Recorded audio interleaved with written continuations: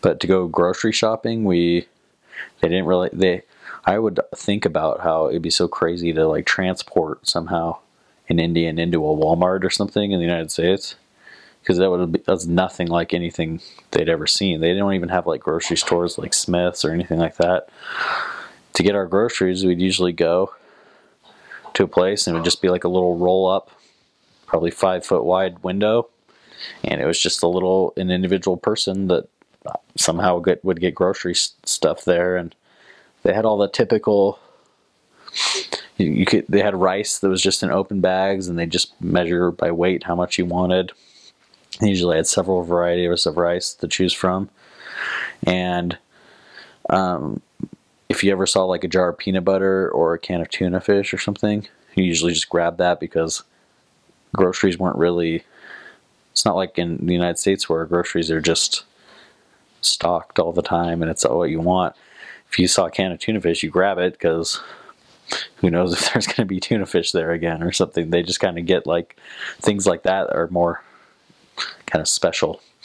And so to get your groceries, you go to places like that. If you wanted chicken, you go to a chicken stall. And I remember the one chicken stall I'd go to a lot, because for whatever reason we were cooking a lot of chicken curry or something in that apartment. If you wanted to get chicken, you go to a chicken stall, and like a little kid, I remember the one we'd go to a lot, there's like a little kid working there. He's like probably 6 or 7, and he's just in a dirty apron, and they'd pull a chicken out, it'd be squawking, and he'd put its head down on a log and take this big knife and just cut its head off, and then throw the chicken into a bucket, and it would just run around the bucket for a sec and be splurting blood out.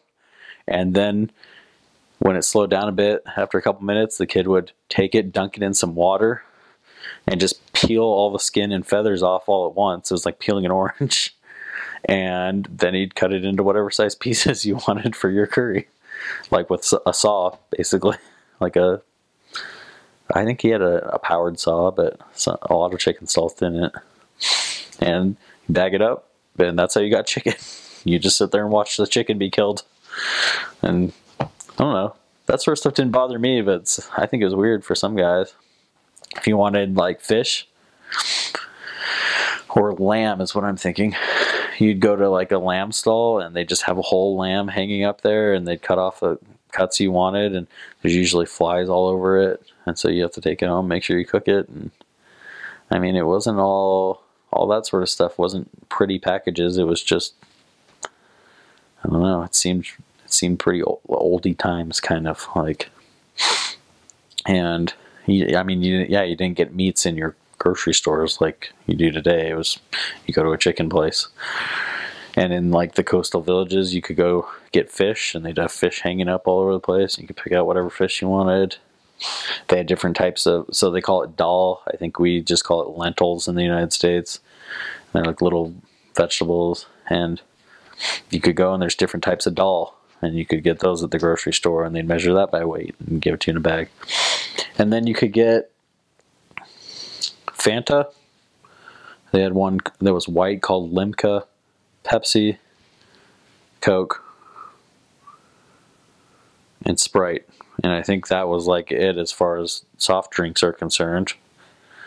And we drink a lot of those because I think we typically felt like they were bottled and kept cleaner than most of the stuff you could get, so it'd be healthier for you just to get a little bottle of Sprite and drink it. And they're glass bottles. You had to return the bottles to the store, so you couldn't take those home with you, because the store would then bring them back to the Coca-Cola plant, I think, and get reimbursed for them. So you weren't allowed to just take them. That's how you get your groceries, though. And there's food all over the place. There's guys with carts with piles of bananas on them. There's guys with carts with like a thing of deep fryer, and jalebi was one of the street foods, and one of them was pani puri, which is, pani is water in Hindi, but they were just these little like shells, little crispy shells that you could they'd pop a hole in. You give them a rupee and they give you 6 of these pani puris, I think, which a rupee's 2 cents. and they just pop a hole in it, dip it in their thing of like dirty spiced water in their cart, and give it to you, and you eat it. The guy's handing them to you directly, and you just pop them in your mouth as you go. One of the things that was weird is all their food's like spicy and has spices in it. I think in the United States we flavor our food with fats and oils more, and so it kind of tastes good. Like hamburgers, they don't have any spices in them really. It's just the flavor of the fat that we like. But in India, everything's flavored by spices, and so that was kind of different.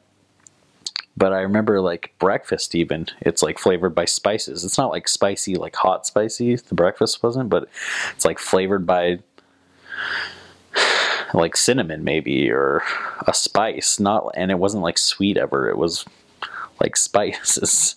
And so it was like, I remember like my first month just craving like a donut or something, because it would just be like total contrast to all the food. But breakfast food, there was masala dosa, which is like a huge flat kind of pancake thing, and then they put this green like potato mixture inside, and then you roll it up, and then you eat that. And that was like a breakfast, and the potato stuff had spices in it, had like turmeric in it, and it was, I mean, that was hard to get used to.